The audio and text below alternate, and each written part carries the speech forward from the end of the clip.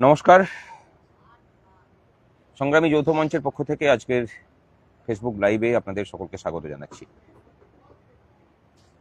জানি যে অনেকে হয়তো হতাশ হচ্ছেন। আজকে দীর্ঘদিন পরে সুপ্রিম কোর্টে শুনানি ছিল, সেখানে স্ট্যাটাস রিপোর্ট জমা দেওয়ার কথা, তার উপরে পূর্ণাঙ্গ শুনানি হয়নি।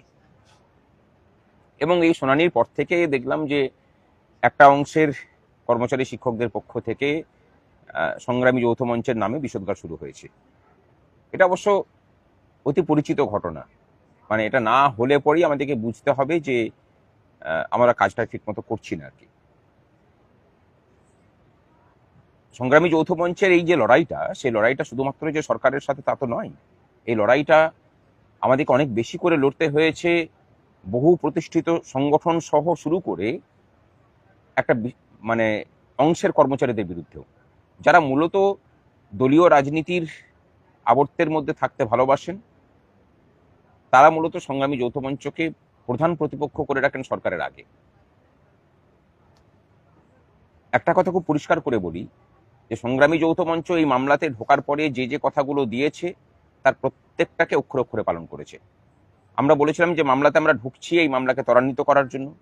আপনারা সকলেই জানেন দীর্ঘদিন থেকে ঝুলতে থাকা মামলায় আমরা ঢোকার পরে এই মামলার গতি পাই এবং আলটিমেটলি মামলাটা অন্তিমতার জায়গাতে যায়। আমরা বলেছিলাম যে মামলাটা আমরা জিতবো, সেটা হয়েওছে। এবং সেখানে সংগ্রামী যৌথ মঞ্চের যারা আইনজীবী ছিলেন তাদের ভূমিকা দেখেছেন নিশ্চয়ই। সেই আইনজীবী আছেন এবং তিনি এই মামলার শুনানির আগে পর্যন্ত যে যে কথাগুলো আমাদেরকে নির্দেশগুলো দিয়েছেন এবং যে যে কাজগুলো আমরা করছি, আজকে শুনানিতেও মোটামুটি সেই ডিরেকশনই মাননীয় বিচারপতিরাও দিয়েছেন। আজকের শুনানিতে এরকম হওয়ার কারণটা কি, এটা নিয়ে অনেকে প্রশ্ন করতে পারেন। এর প্রথম কারণটা হচ্ছে যে সরকার স্ট্যাটাস রিপোর্টটা জমা দিতে এত দেরি করেছে যে বিচারপতিরা সেটাকে পড়ে উঠতে পারেননি ঠিক করে। এখন কোনো স্ট্যাটাস রিপোর্ট যদি তারা বিশদে না পড়তে পারেন, সেটার উপর শুনানিটা করবেন কি করে? এটা খুব সঙ্গত একটা বিষয়। সেই কারণে আমরা যখন আজকে শুনানিতে যাই তখন তারা প্রথমেই বলেন যে স্ট্যাটাস রিপোর্টই তো জমা পড়েনি, আমরা তো হাতেই পাইনি, তা আমরা কি করে সেটাকে কি করবো। এবং তখন আমরা দেখি যে সরকার পক্ষ থেকে সেটাকে হাতে হাতে সার্ভিস করা হয়। এই অবস্থায় আমাদের মামলা কেন, কোনো মামলারই শুনানি সম্ভব নয়। আজকে আমাদের গোপাল সুব্রমণিয়ামজি ছিলেন, অনেকে প্রশ্ন করেছেন কেন ছিলেন না। কনস্টিটিউশনাল বেঞ্চে 1 নম্বর কোর্টে মামলা চলছে, শবরীমালা মামলা, সেখানে আজকে ওনার সাবমিশন ছিল। কিন্তু উনি যা ডিরেকশন দেওয়ার আমাদেরকে দিয়েছেন এবং সেই মতো আমাদের কাজ চলছে। উনি আগেই আমাদেরকে বলেছিলেন, আমরা মাঝখানে একটা কনফারেন্স করেছিলাম, আপনাদেরকে সেই খবর দিয়েছিলাম। সেখানে আমাদেরকে নির্দেশ দিয়েছিলেন যে ইন্দু মালহোত্রা কমিটির কাছে আমাদের পক্ষ থেকে রিপ্রেজেন্টেশন যাক। সেটা আজকে মাননীয় বিচারপতি বলেছেন যে আপনারা রিপ্রেজেন্টেশন দিন, আপনাদের বক্তব্য সেখানে জানান। সরকার যে স্ট্যাটাস রিপোর্ট জমা করেছে সেখানে কিন্তু ছত্রে ছত্রে বিভিন্ন মিথ্যাচার তারা করেছেন। আমি সেগুলোতে ডিটেলস যাচ্ছি না। প্রচুর নতুন ফ্যাক্ট নিয়ে এসেছেন। মিথ্যাচারের 1 নম্বর হচ্ছে যে তারা নাকি সরকারি কর্মচারীদের সবাইকে দিয়ে দিয়েছেন। অন্তত পক্ষে 20% কর্মচারী আছেন যারা সরকারি কর্মচারী, পেনশনার এবং ফ্যামিলি পেনশনার, তারা কিন্তু পাননি এখনো। তারা যখন সংশ্লিষ্ট ডিপার্টমেন্টে যাচ্ছে, ডিপার্টমেন্ট বলছে আপনাদের বিষয়ে কোনো খবর আমাদের কাছে নেই। এই তথ্যটা কিন্তু বেমালুম চেপে গেছে। আমরা আমাদের আইনজীবী বিক্রম ব্যানার্জি সেটাকে খুব স্পেসিফিক্যালি বলেছেন যে সবাই কিন্তু পায়নি, একটা বড় অংশের পায়নি। সেই বড় অংশের মধ্যে গ্রান্টিন এডের কথা বলা হয়েছে। অনেকে বলছেন যে গ্রান্টিন এডের বিষয়ে কেউ কোনো কথা উল্লেখ করেনি, আজকে কোনো শুনানি হয়নি, গ্রান্টিন এডের বিষয়ে উল্লেখটা হবে কি করে? একটা কথা জেনে রাখুন যে এই মামলাটা ছিল সরকারি কর্মচারীদের মামলা। সংগ্রামী যৌথ মঞ্চ ঢুকেই ছিল মামলাটাতে গ্রান্টিন এডের হেডে থাকা কর্মচারীদের অধিকারটাকে প্রতিষ্ঠিত করার জন্য, এবং সেটা হয়েওছে। মামলাতে আসলে মানে রায়টাকে খুব ভালো করে না পড়লে পরে এই ধরনের যেসব মিথ্যাচার ছড়ানো হচ্ছে বাজারে, এবং সেটা উদ্দেশ্য প্রণোদিতভাবে ছড়ানো হচ্ছে, সেগুলো ছড়ানোটা খুব সহজ। এখানে লেখা আছে employees of the state of West Bengal.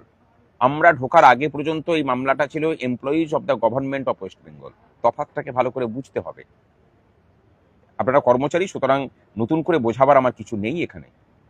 ভালো করে বুঝুন এবং কিছুটা চর্চা নিজেদেরকেও করতে হবে বইকি। সবকিছু আমরা ভেঙে ভেঙে বুঝিয়ে দেবো, সেটা হতেও পারে না।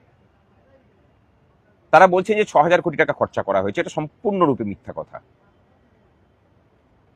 100 টাকা পাওয়ার কথা থাকলে 43 টাকা দেওয়া হয়েছে এবং বলা হচ্ছে যে তারা নাকি 100 টাকায় মিটিয়ে দিয়েছেন।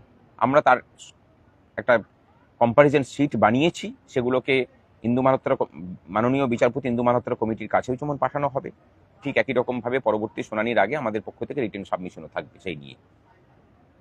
আমরা সরকারের পক্ষ থেকে এমএ ফাইল হয়েছে সেটার অপোজিশন দেব, যে স্ট্যাটাস রিপোর্ট হয়েছে সেই স্ট্যাটাস রিপোর্টের বিশদ অপোজিশন দিয়ে আমরা মাননীয় বিচারপতি ইন্দু মালহোত্রা কমিটির কাছে যেমন পাঠাবো তেমন সুপ্রিম কোর্টেও জমা হবে। আরেকটা কথা ভালো করে বলে দিচ্ছি, শুনে নিন। সকলের সঠিক, সকলের বলতে এখানে সরকারি কর্মচারী এবং গ্রান্টি নেট খাতে থাকা সকলের কথা বলছি, তাদের সকলের পাই টু পাই পয়সা যাটুকু এআই সিপিআই অনুযায়ী পাওয়ার কথা সেটুকু আদায় করার দায়িত্ব সংগ্রামী যৌথ মঞ্চ নিচ্ছি। আপনারা নিশ্চিত থাকুন, এটা শুনানি স্পেসিফিক নয়, আদায় যখন হবে সকলেই পাবেন। এবং সেটা দেখেওছেন যে সরকারকে বাধ্য করিয়েছি আমরা, তারা এমএ ফাইল করেছিলেন তারপরেও কিন্তু আন্দোলনের চাপে পড়ে তারা বাধ্য হয়েছেন আমাদের জন্য আলাদা করে নোটিফিকেশন জারি করতে। সুতরাং নোটিফিকেশন যখন বেরিয়েছে তখন সেটা মেটাতেই হবে, এর থেকে পালাবার কোনো পথ নেই। আর সাথে থাকুন, ভরসা রাখুন, এই মামলার অন্তিমতার যেদিকে যাবে আগামী দিনেও কোর্টকে প্রভাবিত করে নিজেদের অপকর্ম ঢাকার কোনো জায়গা রাজ্য সরকারকে দেব না, এটুকু নিশ্চিত থাকতে পারেন। আর তার আগে আগামী 6ই মে এই মামলার শুনানি। কর্মচারী মহল ঠিক করে নিন যে 6ই মে এই মামলায় সরকার পক্ষ থেকে একটা রিপ্রেজেন্টেশন থাকবে। সেই সময়ে সরকার যেন এই সরকারটা না থাকে। 6ই মের আগে এই সরকারটাকে অতীতের জায়গাতে ফেলার দায়িত্ব কর্মচারী মহলকে নিতে হবে। এর একটা কথা বলি, ধরুন মাঝখানে একটা বিষয় তৈরি হয়েছে যে মুখ্য সচিব পরিবর্তন হয়েছেন, কিন্তু মুখ্য সচিব পরিবর্তিত হলেও এই ডিএ মামলা বলুন বা অন্যান্য ক্ষেত্রে লক্ষ্য করে দেখুন যে সরকারের দৃষ্টিভঙ্গি কিন্তু বদলায়নি। অর্থাৎ সরকারের ডিসিশন মেকিং এর জায়গা শুধুমাত্র মুখ্য সচিব বদলের মধ্যে দিয়ে হতে পারে না। মুখ্য সচিব একটা প্রতিষ্ঠান মাত্র, এবং এখানে যারা যায় তারা কেউ কর্মচারী বন্ধু নয়, কারণ এই পুরো সিস্টেমটা এত বেশি করাপ্টেড হয়ে আছে এবং এত বেশি কর্মচারী বৈরী একটা সিস্টেম তৈরি হয়ে আছে, সেখানে যেই যাবে সেই রাবণ হিসেবে প্রতিষ্ঠিত হবে, তাতে যতই সেখানে দুষ্মন্ত বসুক না কেন, সকলের ভূমিকাই এখানে সমান। সুতরাং যে কথা আমরা বলছি, যেই ব্যবস্থার বদল দরকার, সেই ব্যবস্থার বদলের জন্য কর্মচারী সমাজ ঐক্যবদ্ধ হন। অনেকের মনে হতে পারে আমি হয়তো কর্মচারীদের অসহায়তার সুযোগ নিয়ে রাজনীতির কথা বলছি। আপনারা হয়তো ভবিষ্যৎটা দেখতে পাচ্ছেন না। ভবিষ্যৎ কিন্তু এই সরকার যদি ঘুরে আসে, কর্মচারীদের দুর্দশা যে কি হবে সে কথা ভবিষ্যতে টের পাবেন, তখন আমার কথাগুলো মনে করবেন।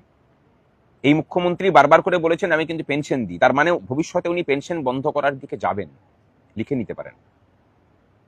তাকে ঘুরতে দেবেন কিনা, আর সর্বোপরি আমাদের স্বার্থ বাদ দিন, রাজ্যটাকে বাঁচানোর স্বার্থে নিজেদেরই ভূমিকা পালন করার প্রয়োজন। কিন্তু আজকে গোটা রাজ্য জুড়ে বিভিন্ন জায়গা থেকে পোস্টাল ব্যালটে ভোটদানের জন্য যে ধরনের খবর আসছে, আমি সত্যি করে অবাক হয়েছি।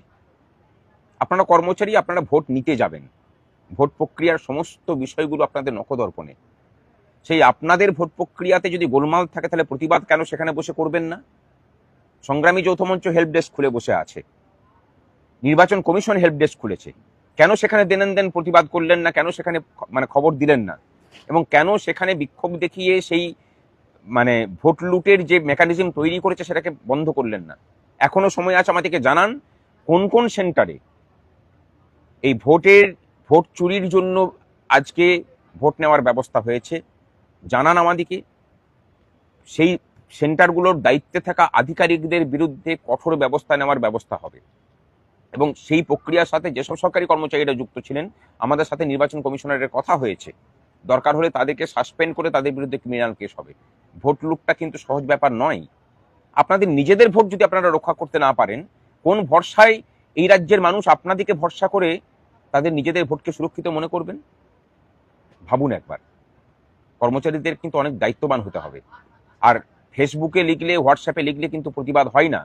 আপনারা সংখ্যায় এত ছিলেন, সেখানে একবার অন্তত কেউ সাহস করে যদি আওয়াজ তুলতেন, তারপরে তার বিরুদ্ধে কি ব্যবস্থা হতো সেটা আমরা আছি, সংগ্রামী যৌথ মঞ্চ আছে। কেউ যদি কোথাও আক্রান্ত হয়, গতকালকে বাঁকুড়াতে দেখেছেন, আমরা তার পাশে আনকন্ডিশনালি থাকবো। কিন্তু